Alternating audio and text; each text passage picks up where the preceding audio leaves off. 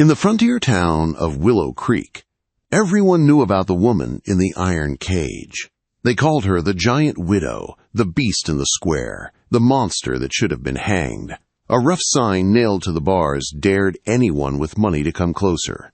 It shouted in crooked black letters for all to see from the boardwalk, $10 to touch the giant widow. The cage sat right in the middle of the dusty main street where ranchers once tied their horses. Now it was the main show. Children perched on their father's shoulders to stare. Women clutched their shawls and whispered to each other. Young men laughed too loud to hide their nerves as they shoved one another toward the bars.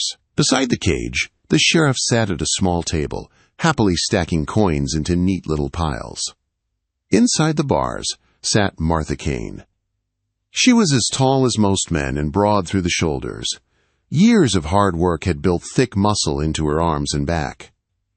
Her blonde hair hung loose and dull around a strong face that had once held softer lines. Now every angle was sharpened by strain and weather. Martha sat on a plain bench, hands locked together in her lap, eyes fixed on a worn patch of dirt near her boots. She did not pace, shout, or rattle the bars. She just sat there, still as stone. On a hot afternoon, with dust hanging thick in the air, a lone rider came over the rise and into town. His name was Jake Morrison. Trail dust coated his hat, coat, and boots. His jaw was rough with several days of stubble, and his gray eyes carried the heavy look of a man who had already buried too much. Jake had only meant to buy supplies and ride on, but the tight circle of bodies in the square and the sight of an iron cage in the center made him slow his horse. He guided the animal closer until he could see the woman inside. The noise of laughter and shouting washed past him, but his attention locked on the still figure on the bench. He noticed Martha before he truly noticed the sign. Even locked up, she kept her back straight and her shoulders squared. Her eyes, pale blue like winter sky, stayed fixed on that same patch of ground as if it were the only safe place left in the world.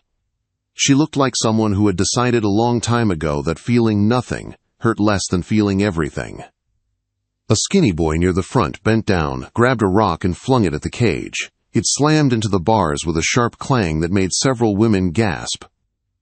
The crowd roared with laughter and pushed the boy forward like a hero who had done something brave. Martha did not blink. Her hands did not move. She did not give them even the smallest reaction, and somehow that made their cruel fun worse. Jake's teeth pressed together. His hands tightened on the saddle horn. He knew what it felt like to have people poke at your pain for sport. 2 years earlier, he had buried his wife, Sarah, and the baby she carried. Fever took them both in one long night and left him standing over 2 fresh graves with nothing inside his chest but emptiness. Since then, he had ridden from job to job, drinking too much and picking fights he hoped he would lose. When he looked at Martha Kane, he saw the same hollow ache behind her eyes. She had lost everything and then been punished for surviving. In that moment, she stopped being a wild story he had heard in saloons. She became someone whose pain matched his own. The sheriff, a thick-bellied man with a stained vest and a badge that sat crooked on his chest, lifted his hands for order. He told the crowd the same speech he gave them every day. The town council had spared Martha from the rope and locked her in the cage instead. Every ticket, he reminded them, bought boards and nails for the fine new schoolhouse. $1 to look, $10 to touch, all for the good of Willow Creek. People cheered like they were doing charity instead of cruelty. If this story is touching your heart already, let me know in the comments where you are watching from and if you have ever gone through something similar. Also, tell me what you would like me to improve in future stories. Jake swung down from his horse. He stepped onto the wooden platform that wrapped around the cage. The boards creaked under his boots. Up close, he could see faint scars along Martha's knuckles and the purple shadows beneath her eyes. Her shoulders trembled just a little, as if holding herself together cost her more strength than any fistfight. For a long moment, she did not look at him. Then, slowly, her gaze lifted from the ground and met his. The roar of the crowd faded to a dull hum. All Jake felt was that stare. In her eyes he saw anger, fear, and a fierce will that refused to break. He also saw a grief that matched his own. Something inside him, dead and cold for 2 years, shifted for the first time. Without planning it, Jake turned toward the sheriff and asked how much. The sheriff called back that it cost $10 to touch the giant widow. Jake shook his head. In a calm voice that carried across the square, he asked how much it would cost to buy the woman in the cage. Silence dropped over the town so fast it felt like the air had gone thin. People stopped talking. Even the flies over the horse trough seemed to pause. Martha's eyes widened just a little. The sheriff gave a short, shaky laugh and said she was not for sale, that she was serving her sentence. Jake answered that everything in this world had a price. He reached into his coat and pulled out a leather pouch. When he poured gold onto the sheriff's table, the coins flashed in the sunlight. It was more money than most families in Willow Creek would ever see at one time. Jake asked again, quiet but firm, how much. The sheriff stared at the pile. Jake could almost see the numbers turning in the man's small eyes. He thought about the schoolhouse, about his own pockets, about the trouble that came with keeping a woman like Martha locked up. At last he named a figure that made the crowd gasp. $500. Jake did not haggle or argue. He counted out the coins with steady hands and pushed them across the table. $500 could buy land or clear old debts. Jake was handing it over for a stranger in chains. When the last coin dropped, the sheriff snatched up the pouch and declared the deal done. He fumbled for the ring of keys at his belt, his fingers shaking as he searched for the right one. He muttered that she was Jake's problem now and turned back to his precious coin stacks. Jake went back to the cage and knelt so his face was level with Martha. The crowd pressed in close again, hungry for the next twist. Martha watched him with a mix of confusion and defiance, like a cornered animal that had no reason to trust. Jake spoke softly and asked her name. It came out rough and low from her throat, as if she had not used it in a long time. Martha, she said at last, then added Cain. He nodded and told her his own name. Then he reached into his vest and drew out a simple gold band, old but carefully polished. It had belonged to his grandmother and had ridden in his pocket ever since Sarah died, waiting for a future that never came. Jake opened his palm so Martha could see the ring, and so the whole town could see it gleam in the afternoon light. There, on his knees before the cage, with all of Willow Creek watching, Jake Morrison asked Martha Cain to be his wife. For a heartbeat after Jake spoke, the town went silent. Then the square exploded. Women screamed, men cursed and laughed, children started crying. The whole crowd surged toward the cage like a wave. In the middle of all that noise, Martha's lips moved around one cracked word her throat barely remembered how to make. Why? Jake stayed on one knee in the dust. He did not smile or play to the crowd. In a low, steady voice, he told her he did not believe any human being should be locked up like an animal. He said he knew what it felt like to wish you could disappear from the world.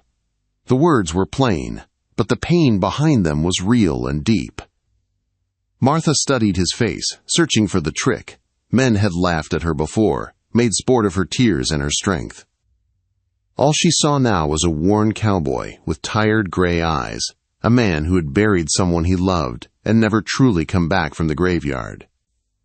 Behind them, the sheriff finished scooping gold into his pouch. Greed shoved aside every other thought. He raised his voice and declared the sale complete, then grabbed his ring of keys with a shaking hand. Martha Cain, he said, now belonged to Jake Morrison. That was that.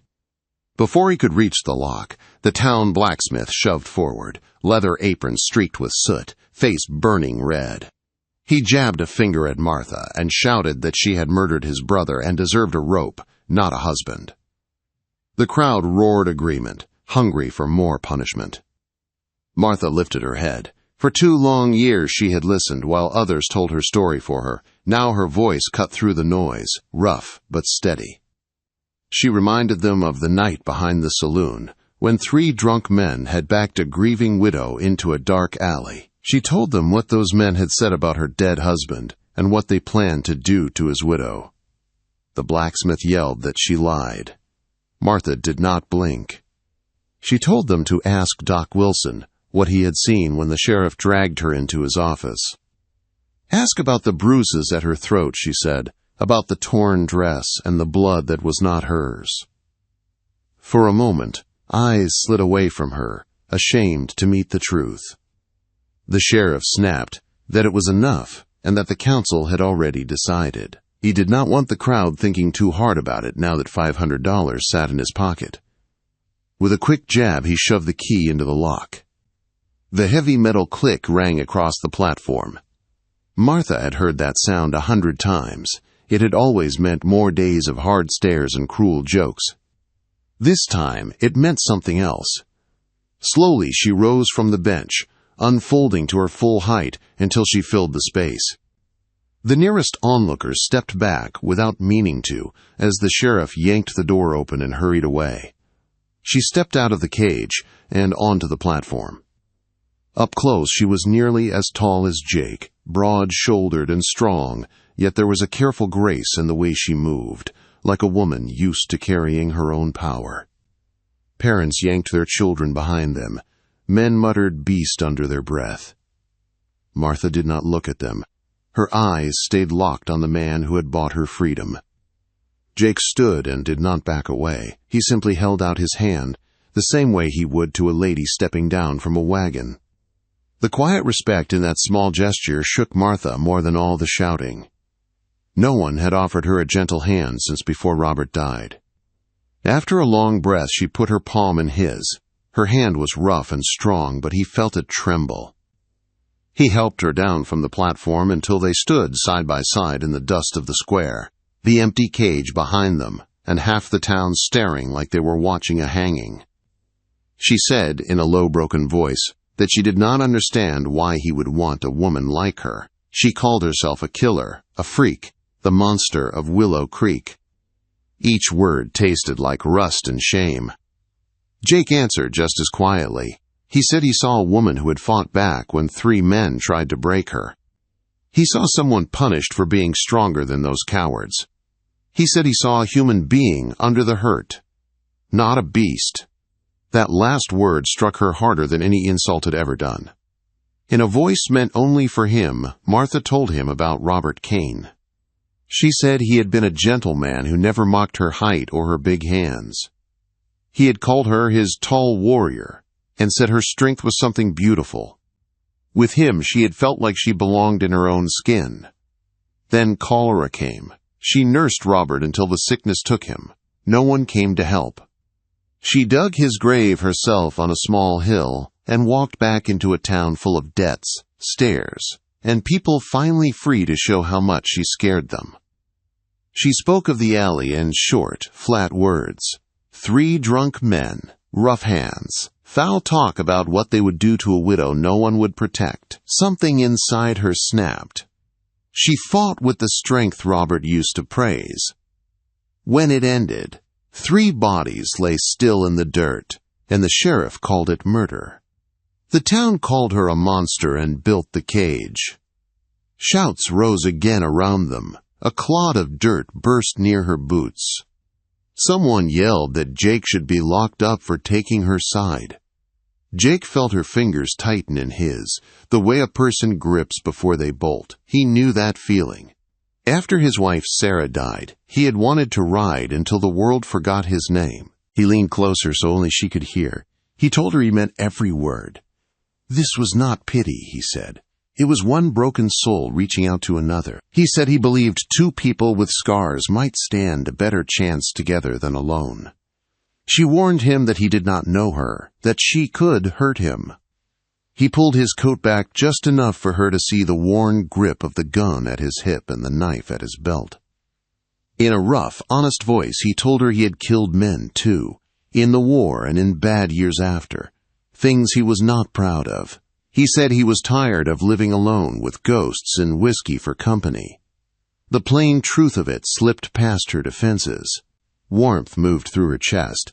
strange after 2 years of cold numbness. She asked what would happen if she said yes, where they would go. What kind of life they could build when no respectable town would welcome a so-called murderer and the man foolish enough to marry her. Jake told her about his grandfather's ranch in the Colorado Territory. Old fences, empty fields, clear water, high sky. A place worn down but quiet, far from town gossip and ticket tables. No cages there, he said, except the ones a person carried inside their own head. Martha closed her eyes and pictured it, a rough house with no bars, land where people might speak of her strength as a blessing again. Days of hard work instead of hard stares. Nights where the only sound was wind in the grass instead of coins clinking as strangers paid to gawk at her. When she opened her eyes, Jake was still there. He still held her hand. The simple ring lay ready in his palm. Behind him, the cage door hung open and useless. Around them, the crowd pressed closer, faces twisted with fear and anger. The sheriff's hand hovered near his gun. For 2 years, Martha Kane had lived without a single real choice. Now one sat in front of her. She looked at Jake Morrison, at the ring, at the cage that had defined her. She lifted her chin. In a clear voice that carried across the square, she gave her answer. She said yes. The word yes rolled across the square like thunder. For one stunned heartbeat, nobody moved. Then sound crashed back into place. Men cursed and laughed. Women clutched their shawls. A few children started to cry as someone shouted that the stranger had lost his mind. Jake barely heard them. All his attention stayed on the woman at his side. Martha still held herself stiff, like she expected a blow at any second. But something had changed in her pale eyes. The dead, flat look was gone. In its place was a small, shaking spark, like a coal that refused to die, no matter how much dirt the world threw over it. Martha leaned toward him, so only he could hear. She told him they needed to leave before the town changed its mind. Her voice was steady, but he could feel the tremor in her hand. She knew how fast fear could turn into a rope or a bullet. Jake nodded once. Keeping her hand in his, he walked her through the thinning ring of bodies toward his horse. Someone spat at her feet as they passed. Another voice yelled that she would cut his throat before morning. Jake did not answer. He had spent enough nights in rough saloons to know when words only poured oil on a fire. He focused on Martha instead. At the horse's side, he set his hands at her waist and lifted her up as gently as he knew how. For an instant, her muscles locked hard under his fingers. Her body remembered the alley behind the saloon, remembered grabbing hands and hot, sour breath at her ear. But his grip stayed steady and respectful. He did not shove or drag or laugh. He just helped her into the saddle and stepped back. Martha forced herself to breathe. She settled her boots in the stirrups and set her shoulders. Jake mounted in front of her. There was no room for distance, so Martha wrapped her arms around his middle. The contact felt strange and sharp. For 2 long years, every touch had meant pain, chains or rough hands pushing her toward the cage. Now, she held on to a man who had offered her his name instead of another insult. They trotted down the main street, past the saloon with its swinging doors, past the small white church, past the row of crooked storefronts.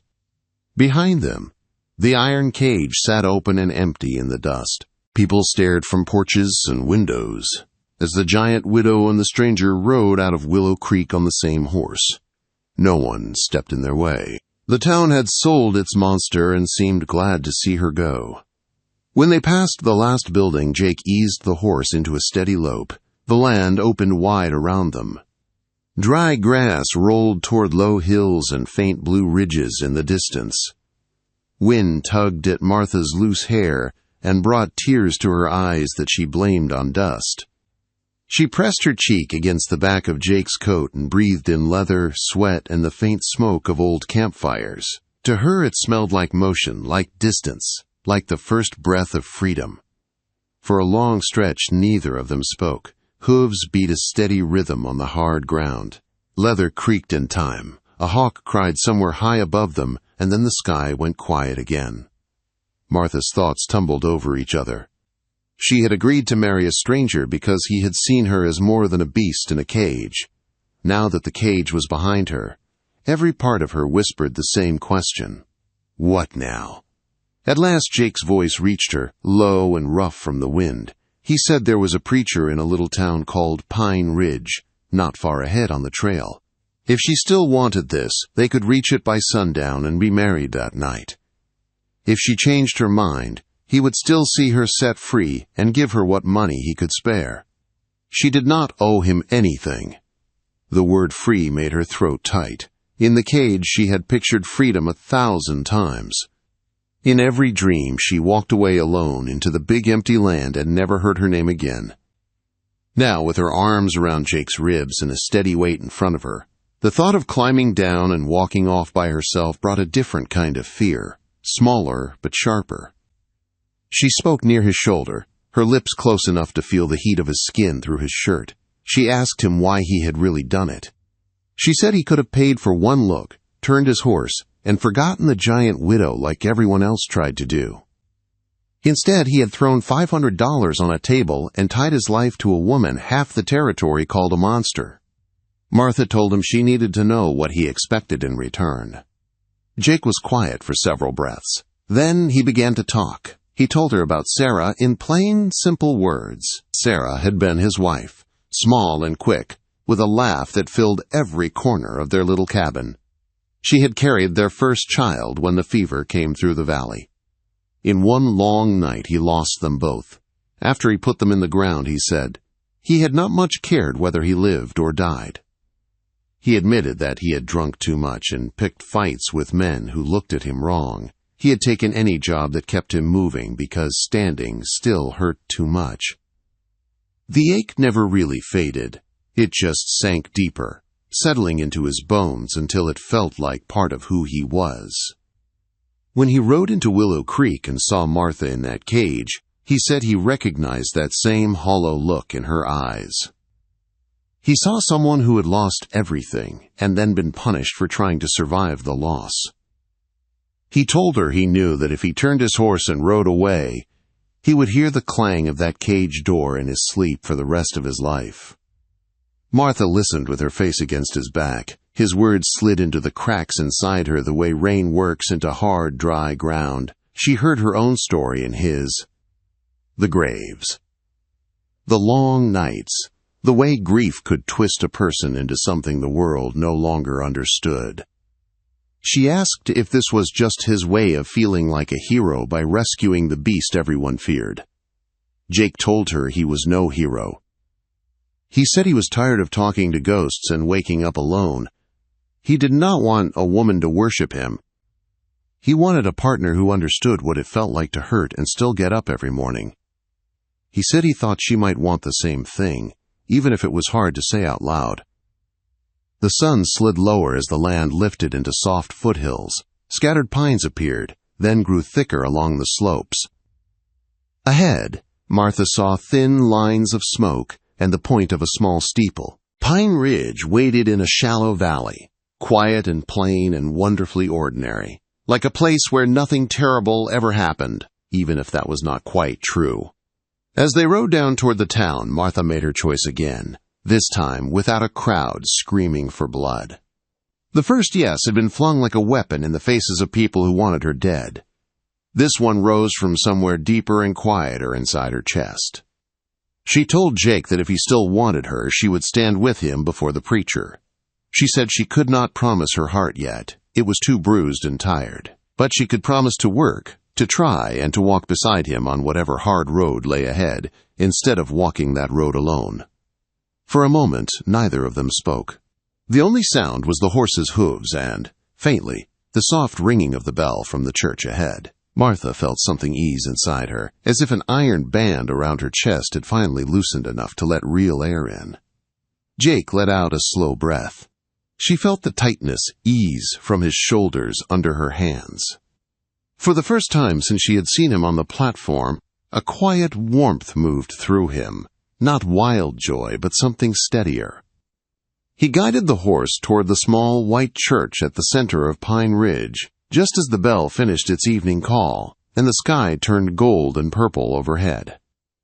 Jake stopped the horse in front of the small white church in Pine Ridge as evening settled in.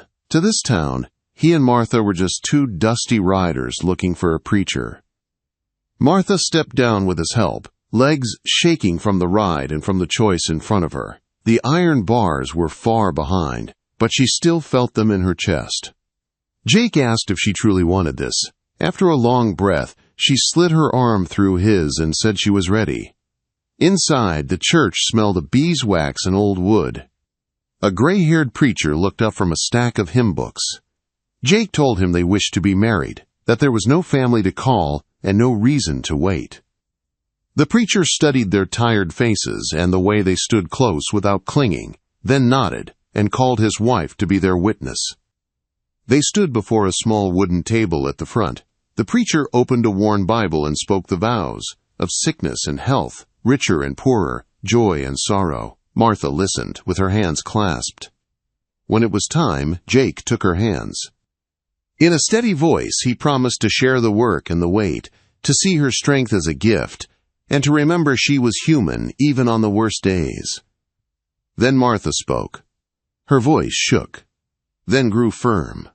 She promised to stand with him through lean years and hard memories, to guard his back as fiercely as she had guarded her own, and to keep walking beside him when old shadows tried to drag them under. The preacher asked if Jake would take Martha as his wife. Jake answered at once that he would. Then he asked if Martha would take Jake as her husband. For a heartbeat, she saw the cage, the sign, the stones, and Robert's grave. Then she saw Jake pouring gold onto a table because he refused to leave her in chains. She lifted her chin and said that she would. Jake slid his grandmother's ring onto her finger, snug over her strong knuckle, then added a plain band from the preacher's wife. When the preacher pronounced them husband and wife, Jake cupped her face and kissed her gently. There was no force, only care. Something tight inside her finally loosened. That night, they took a small room above the general store. Martha stood at the window with Jake's coat around her shoulders, looking at the dark line of hills and the quiet street below where no one shouted beast. Jake sat on the edge of the bed and told her they could take things slow, that they had time to learn each other's ways and wounds. No one had ever given Martha time before. She crossed the room and sat beside him. In a low, rough voice, she thanked him for seeing her as more than the monster of Willow Creek. He said that by saying yes, she had pulled him out of the empty place he had lived in since Sarah died and given him a reason to look toward tomorrow. At first light, they rode toward Colorado. The trail wound through pine and rock. They shared coffee over small fires and split the chores without many words. Some nights Jake woke with fever sounds still in his ears. Some nights Martha woke. Sure, she heard the clang of a cage lock. On those nights, one of them would murmur a few plain words, reminding the other that the graves and iron were behind them and open sky was above. When they crested a rise and saw the ranch, Martha drew in a breath. Weathered buildings leaned near a thin strip of creek. Fences sagged and the roof needed work, but the land rolled out wide and open, held by distant blue mountains. There were no bars, no signs, no watching crowd, only grass moving under the wind and a hawk circling high. They fell into a steady rhythm of work. Martha hauled posts and feed sacks with the same strength that had once frightened a town. Here it simply meant the chores went faster. Jake repaired gates, mended fences, and coaxed life back into tired fields. On a small hill behind the house, they set up a plain wooden marker. Martha carved Robert's name. Jake carved Sarah's name and the word daughter for the child who had never been born. They stood with heads bowed while the wind tugged at their clothes. Tears came, but now they were tears of release, not rage. Here, far from the cage and the graveyard, they were finally saying goodbye. The seasons turned. Snow came and went on the high peaks. Fields greened. There were still hard days. Sometimes anger flared fast. Sometimes one of them went quiet under the weight of old memories. Each time the other reached out, and the dark did not feel so deep. Back in Willow Creek, the story of the giant widow in the cage began to fade. People found new gossip. Out on the trail, riders around campfires sometimes spoke of a tall woman and a quiet cowboy in the Colorado hills. two folks who worked hard, kept to themselves, and watched out for each other with fierce loyalty. Martha slowly began to believe she was more than her worst day. Jake slowly began to believe that love did not end at a grave. On cool evenings they sat on the porch and watched the sun drop behind the mountains, their hands resting close together on the rail. Their scars were still there, but they were not the whole story anymore. What saved them was not luck or legend, it was a choice. Jake chose to see a woman where others saw a monster. Martha chose to trust a stranger when every scar told her to stay alone. Together they chose to build a life in a quiet corner of the West. Proof that even the most broken hearts can find a way back into the light.